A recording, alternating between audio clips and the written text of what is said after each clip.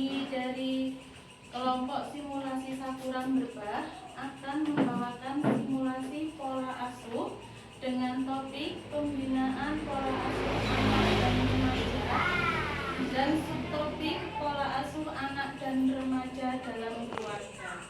Di sini saya akan mengecek kelengkapan terlebih dahulu.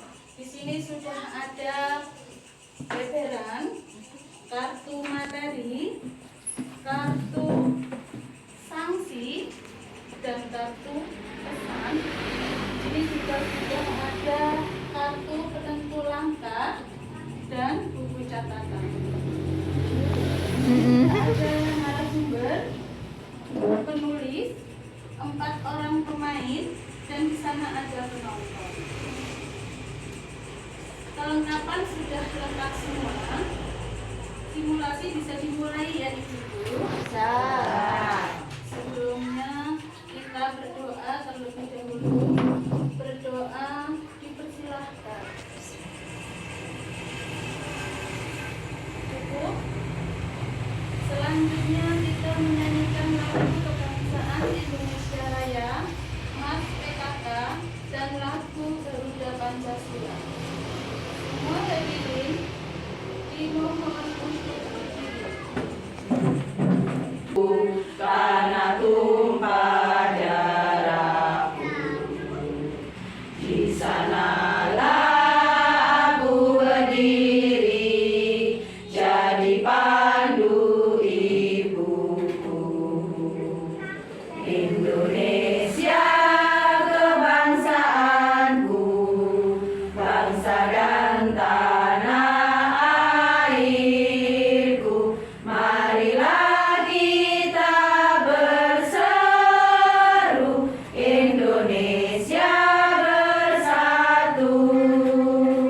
Hiduplah tanahku, hiduplah negeriku, bangsaku, rakyatku semua.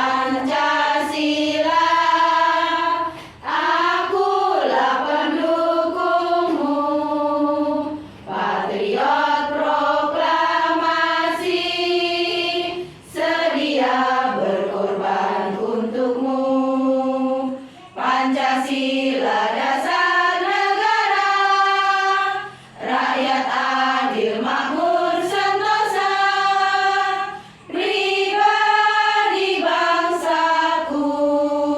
Ayo maju, maju, ayo maju, maju, ayo maju, maju.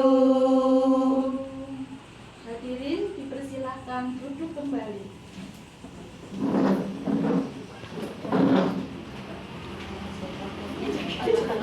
Ibu-ibu, saya akan menjelaskan alat fungsi dari masing-masing kelengkapan.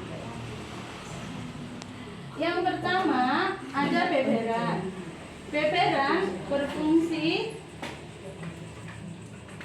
beberan yaitu lembaran untuk menempatkan kelengkapan simulasi. Yang kedua ada kartu materi. Kartu materi berisi materi yang akan kita diskusikan. Kartu sanksi berisi sanksi yang akan dilakukan oleh pemain. Kartu pesan berisi pesan yang akan dibacakan oleh pemain. Dan kartu pelangkah, penentu pelangkah, fungsinya untuk menjalankan permainan sesuai dengan nomor lotre yang didapat. Yang keenam ada buku catatan, fungsinya untuk mencatat hasil simulasi. Ada yang ditanyakan ibu-ibu? Tidak. Oke, cukup jelas. Jelas. Baik, selanjutnya saya akan memperkenalkan diri. Saya sebagai fasilitator Ibu Duripa. Di sebelah kiri saya ada narasumber Ibu Kiki. Di sebelah kanan saya ada penulis Ibu Dewi. Ada 4 orang pemain. Pemain nomor 1 Ibu Winda. Pemain nomor 2 Ibu Ria. Pemain nomor 3 Ibu Anis.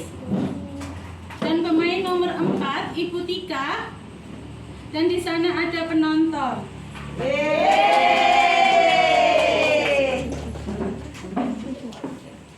Baik, ibu-ibu, selanjutnya saya akan menjelaskan tata cara bermain. Yang pertama, pemain nomor 1 akan mengambil nomor lotre dan menjalankan kartu penentu langkah sesuai dengan nomor lotre yang didapat. Misalnya, pemain nomor 1 mendapat lotre nomor 12, berarti pemain nomor 1 akan menjalankan kartu penentu langkah ke angka nomor 12, dihitung dari kelipatan 10 terdekat. 10, 11, 12. Nah, berarti pemain nomor 1 mendapat kartu materi. Pemain nomor 1 akan membacakan kartu materi dan akan memberikan tanggapan.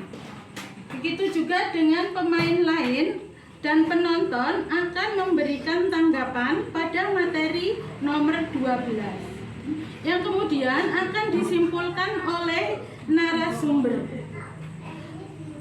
Seperti itu permainan kita. Ada yang mau ditanyakan? Iya. Semuanya paham ya? Paham.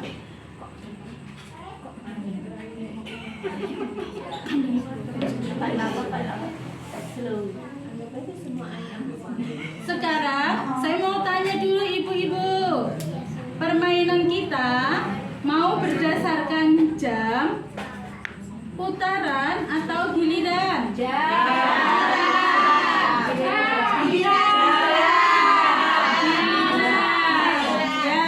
Suara terbanyak giliran ya.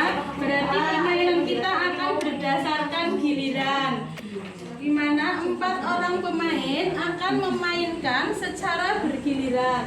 Setelah 4 orang pemain memainkan bergiliran mendapat gilirannya, berarti permainan kita sudah selesai. Sepakat ya ibu-ibu, kita main berdasarkan giliran.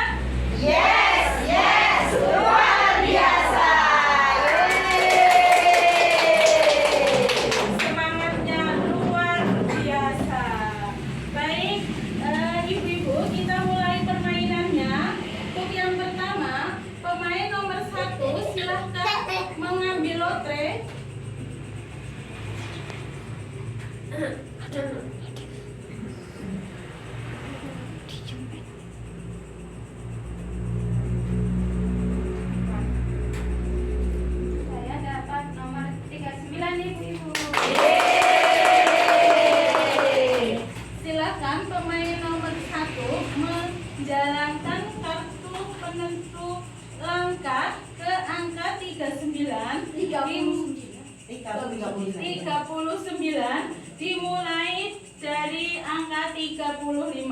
Kita hitung bersama-sama ya ibu-ibu ya. 35, 36, 37, 38, 39. Pemain nomor 1 mendapat materi angka 39. Silahkan dibacakan. Bagaimana tanda-tanda untuk mengenal remaja yang bermasalah? Silahkan memberikan tanggapan. Kalau menurut tanggapan saya, biasanya remaja itu pendiam, banyak diam, jarang ngobrol sama teman-temannya, terus biasanya cenderung banyak di rumah dan tidak jalan di luar. Dia pun ngobrolnya sering ngobrol dengan orang-orang tertentu saja yang biasanya dianggap bisa dipercaya. Tanggapan saya itu dulu. Terima kasih. Baik, pemain lain silahkan memberikan tanggapan. Saya Ya, pemain nomor 3. Terima kasih untuk waktunya. Menurut saya, tanda-tanda remaja yang mengalami masalah adalah remaja tersebut gelisah, tidak percaya diri, dan cenderung susah makan.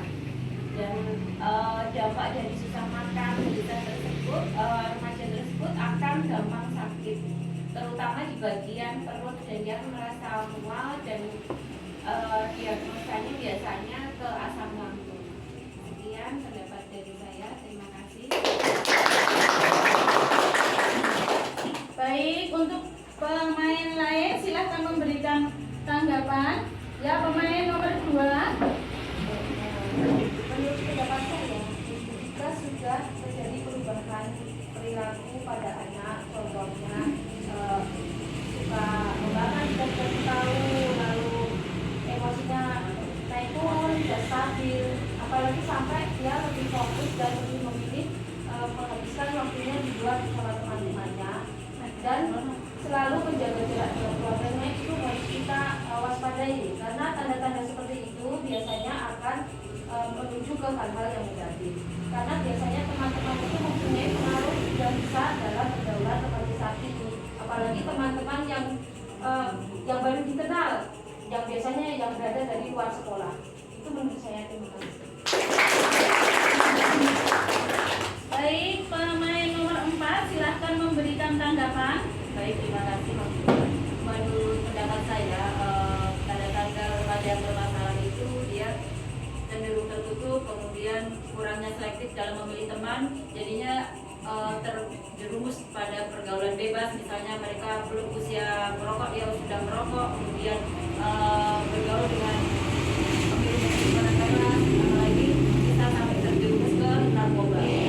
Dan ada mungkin saking stresnya remaja yang tidak ada tempat untuk curhat atau meluapkan masalah-masalah yang dia hadapi, bisa jadi mereka akan melakukan percobaan bunuh diri. Begitu menurut pendapat saya. Terima kasih. Baik, dari penonton mungkin ada yang mau memberikan tanggapan? Ya. Ibu Usti silahkan. Terima kasih atas waktu yang diberikan. Saya akan menanggapi remaja yang tanda-tanda remaja yang biasanya remaja itu mulai tidak patuh sama orang tua, mulai tidak jujur, dan bergaulnya dengan anak-anak yang berpikiran dan berbuat negatif, dan menutup diri terhadap hal-hal yang positif. Demikian, terima kasih. Ya, dari penonton yang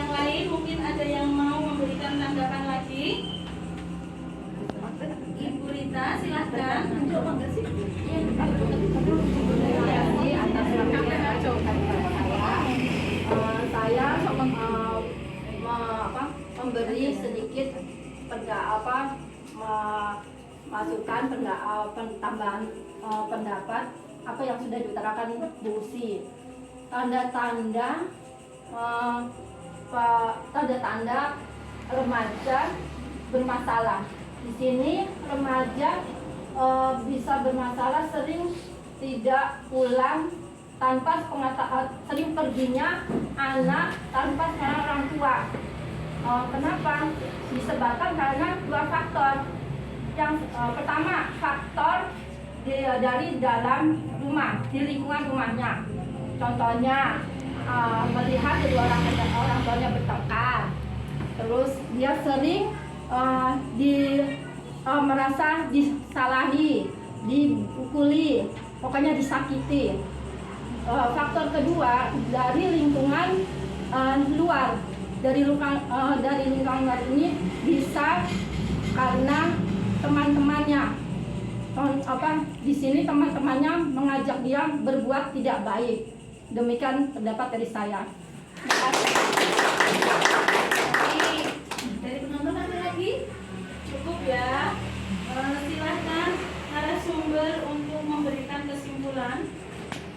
Terima kasih atas pendapat dan tanggapan yang sudah diberikan para pemain dan para penonton.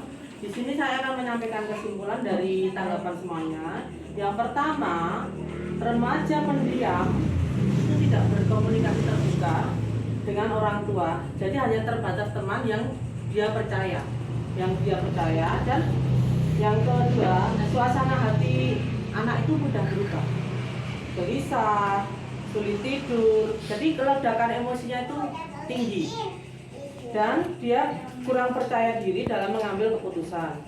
Dalam hal ini akhirnya anak itu mengalami stres.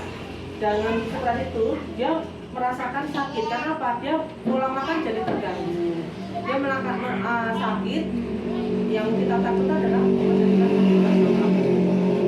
selanjutnya, remaja yang bermasalah lebih mudah dipengaruhi oleh teman-teman dalam pergaulannya yang bebas, yaitu mencoba merokok, minum minuman keras, dan yang lebih kita takutkan adalah obat-obatan yang berbahaya seperti narkotika dan sebagainya.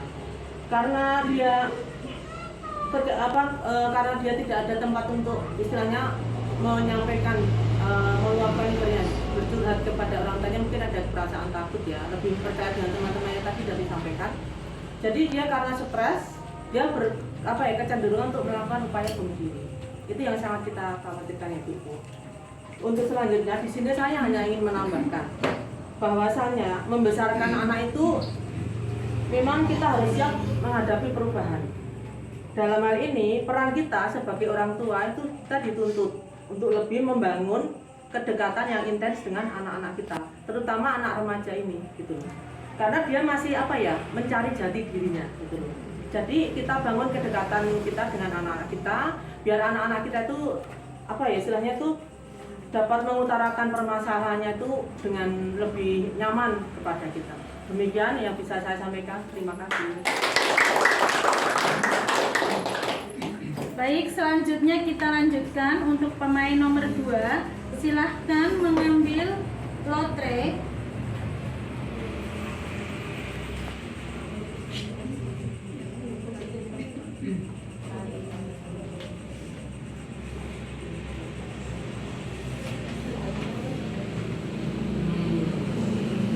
Saya dapat nomor 15, Ibu-ibu.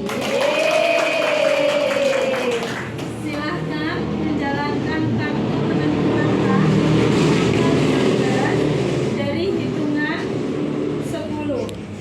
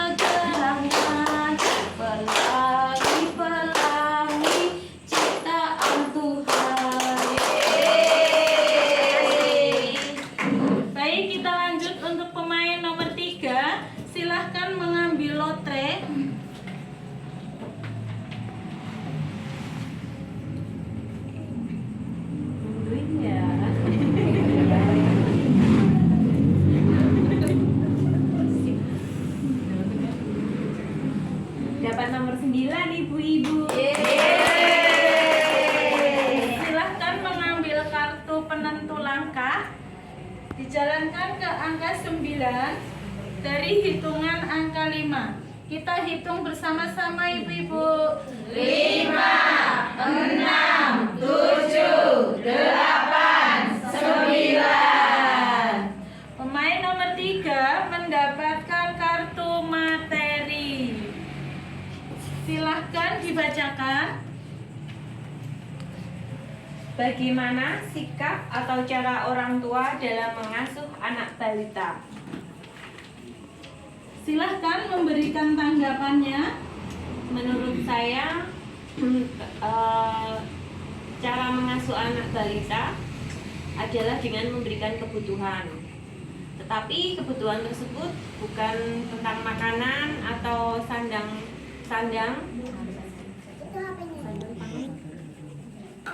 tapi melainkan kebutuhan kasih sayang.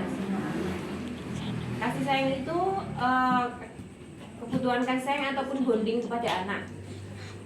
Kasih sayang terhadap balita itu sangat penting menurut saya, karena itu bisa merangsang rasa simpati dan empati anak tersebut, sehingga kelak diharapkan bisa untuk merangsang rasa empati kepada sesama, keluarga, ataupun makhluk hidup. Sekian pendapat dari saya. Silahkan pemain lain untuk memberikan tanggapan. Ya, pemain nomor 2 silahkan.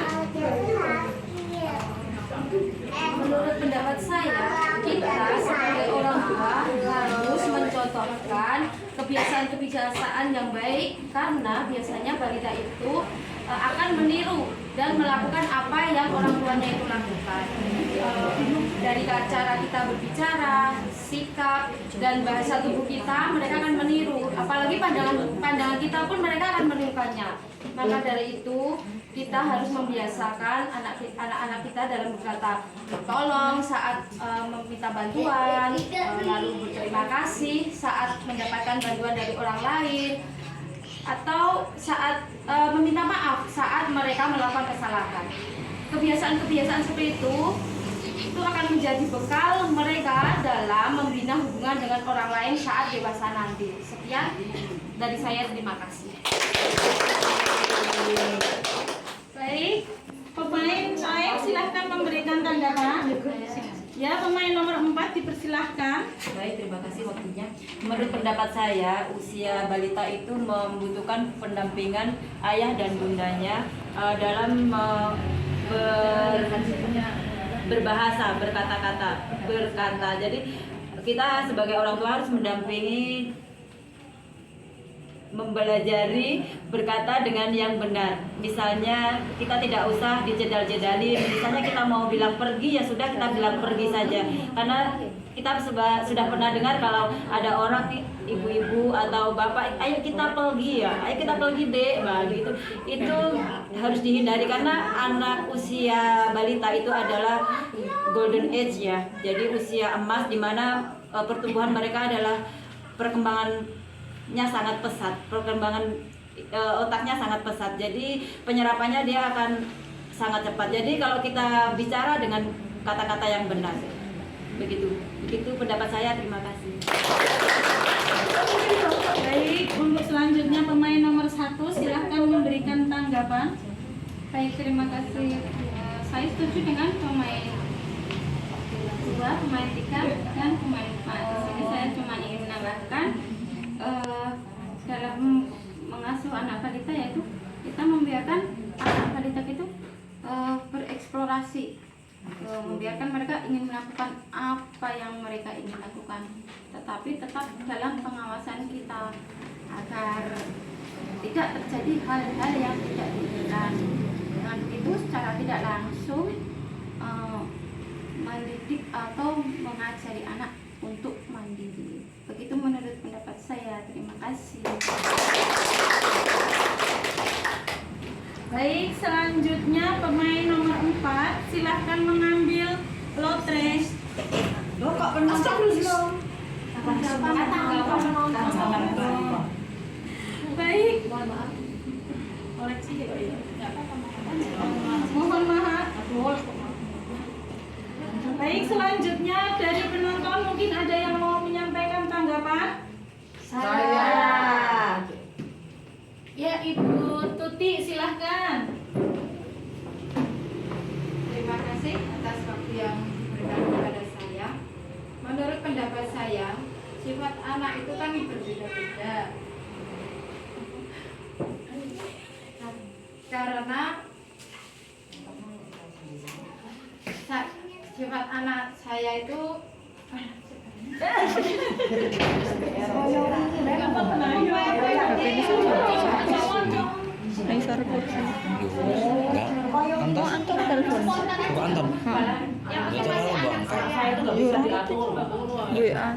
menurut pendapat saya sifat anak itu kan berbeda-beda, tidak semua anak bisa diatur.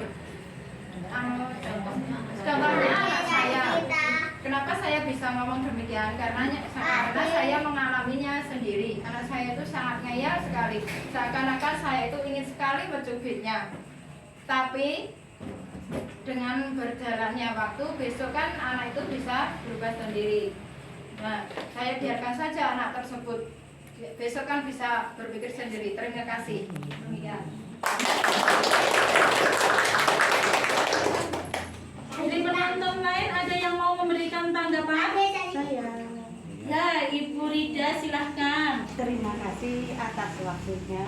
Saya tidak setuju dengan pendapat Ibu Tuti, mohon maaf, karena di sini anak balita itu sangat menangkap sekali ya kata-kata kita. Jika kita itu memperlakukan dengan kekerasan, itu tidak baik untuk anak tersebut, dan kita harus memberikan kasih sayang lemah lembut dengan hati yang sabar kalau mendidik anak balita tersebut. Karena dengan kekerasan tersebut kita juga tidak diperbolehkan. Sekarang kan anak-anak sudah ada perlindungan dari negara yang tertulis dalam pasal Undang-Undang Nomor 23 Tahun 2000. Iya, Undang-Undang. Iya Bu ya. Coba ini. Karena anak aja Bu, nanti nggak usah. Oh gitu. Misalnya biar narasumber. Oh iya. Ya sudah, begitu aja dari saya. Terima kasih. Baik, untuk selanjutnya narasumber untuk menyimpulkan tanggapan dari pemain dan penonton dipersilahkan. Baiklah, terima kasih Ibu-Ibu. Saya akan menyampaikan kesimpulan dari tanggapan para pemain dan penonton. Yang pertama, saya ingin menyampaikan bagaimana sikap atau cara orang tua dalam mendidik anak balita. Ibu dan bapak wajib memahami kebutuhan anak-anak kita. Kebutuhan bukan hanya bersifat materi, tapi kebutuhan kasih sayang, pelukan, ciuman, dan kita jangan sama anak kita tuh jangan pelit untuk memberikan pujian. Karena dengan adanya pujian itu anak-anak itu kita lebih percaya diri, lebih perhatian dari orang tua itu dapat memotivasi anak balita itu untuk lebih berkembang lebih baik untuk ke depan. Untuk selanjutnya, saya ingin menyampaikan ayah dan ibu tidak perlu terus-menerus untuk menunggui anak. Dalam hal ini kita cukup memantau dan mengawasi. Yang penting kita pastikan bahwa anak-anak kita itu aman dari benda-benda yang berbahaya. Sebagai contoh, kita jauhkan gunting, cutter, pisau, dan sebagainya. Yang selanjutnya, jadi anak-anak itu bisa belajar untuk mandiri sejak dini. Untuk selanjutnya ya, ibu dan ayah wajib memberi kesempatan belajar. Sebagai contoh, anak untuk belajar cara makan yang benar, menggosok gigi, mandi, biarpun nanti kita ulangi lagi kegiatan itu gitu. Tapi kita memberi kesempatan anak itu untuk melakukan hal tersebut. Untuk selanjutnya, kita bisa libatkan anak-anak kita itu dalam contoh pekerjaan yang sederhana. Sebagai contoh, mereka anak-anak kita tuh bermain dengan kawan-kawannya. Tapi setelahnya itu kan mereka tidak tahu. Jadi pergi aja, kita panggil pelan-pelan, ayo kita bereskan mainannya bersama-sama. Atau mungkin setiap bangun tidur kita ajari untuk melakukan pekerjaan yang sederhana seperti merapikan bantal dan kulit. Itu aja. Yang selanjutnya, anak balita kita ajarkan untuk pengenalan kosakata yang sederhana seperti disampaikan ketika tadi. Jadi pengucapan kata-kata itu harus benar, biar terbiasa. Seperti yang disampaikan tadi, biar tidak cedal ya Bu ya. Karena apa? Memang anak usia 0 sampai 5 tahun itu usia emas, golden age. Jadi tumbuh kembang itu sangat kita utamakan. Karena apa? Itu untuk kedepannya itu biar lebih baik. Yang terakhir ya, kita sebagai orang tua, memang kita itu harus belajar untuk lebih sabar dalam memahami perkembangan anak kita, terutama ya anak-anak balita itu memang menguras emosi kita sebagai orang tua. Jadi kesabaran kita tuh harus lebih untuk menghadapi mereka. Dan kita jangan sampai melakukan kekerasan seperti disampaikan Bu tadi. Jadi itu kan bisa menimbulkan trauma mendalam terhadap anak kita. Karena bagaimanapun itu anak-anak kita tuh dilindungi oleh undang-undang, yaitu Undang-Undang Nomor 23 Tahun 2002 tentang Perlindungan Anak. Itu saja yang bisa saya sampaikan selaku narasumber. Terima kasih. Baik, selanjutnya pemain nomor 4, silahkan mengambil lotre.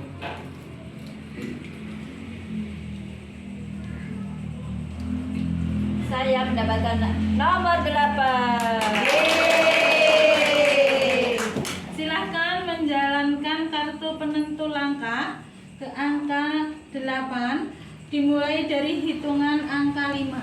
Kita hitung bersama-sama ya ibu-ibu. 5, 6, 7, 8. Pemain nomor 4 mendapatkan kartu materi dan kartu pesan. Saya tawarkan lebih dahulu. Pemain nomor 4 mau ambil materi atau pesan? Pesan saja. Boleh.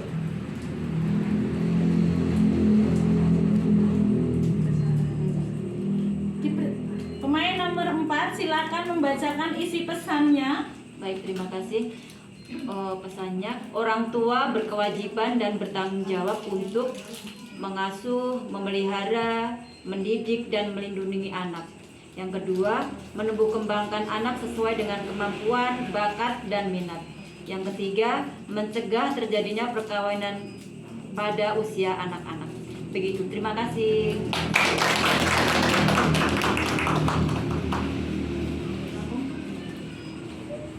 Baik, semua pemain sudah mendapatkan gilirannya 1 kali giliran. Berarti permainan kita sudah selesai ya ibu-ibu? Iya. Gimana permainan hari ini? Seru nggak? Seru. Asik nggak belajarnya? Asik. Kapan kira-kira mau melanjutkan lagi, kita main lagi?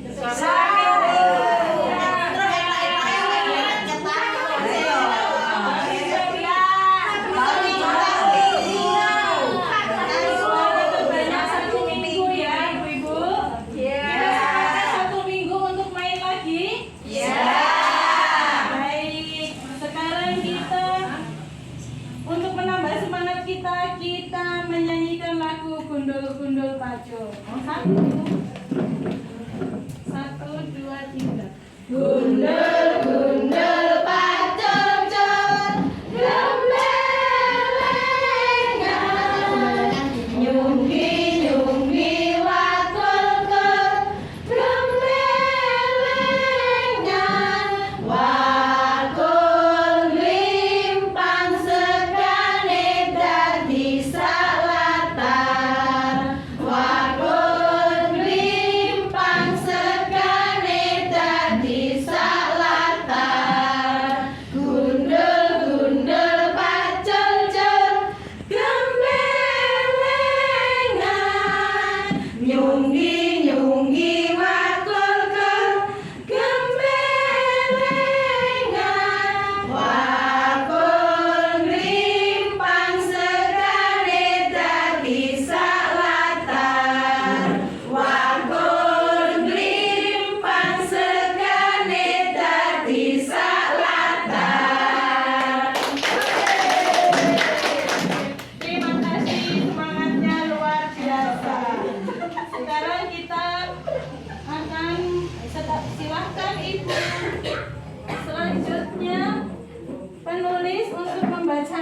hasil simulasi kita hari ini.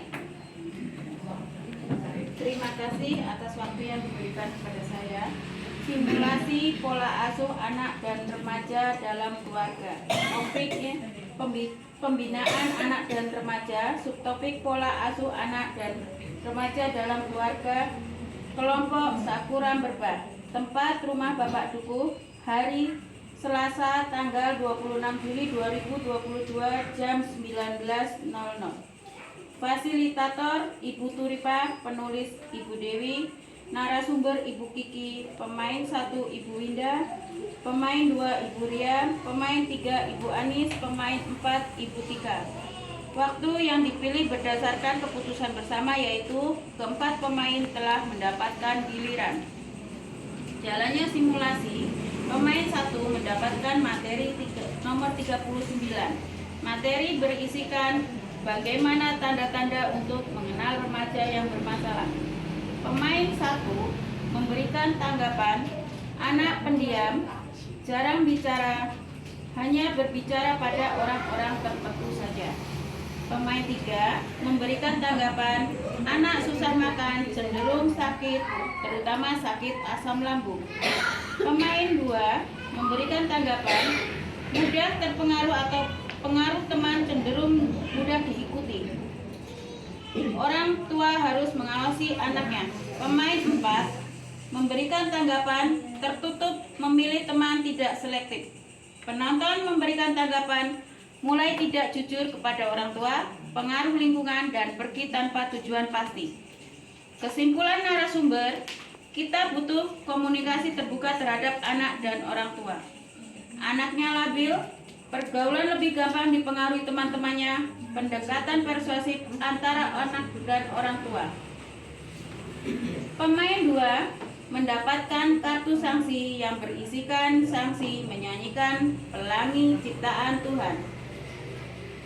Pemain 3 mendapatkan materi nomor 9. Materi berisikan bagaimana sikap cara orang tua dalam mengasuh anak balita. Pemain 3 memberikan tanggapan, ayah atau ibu memahami kebutuhan anak seperti kasih sayang, perhatian, dan lain-lain.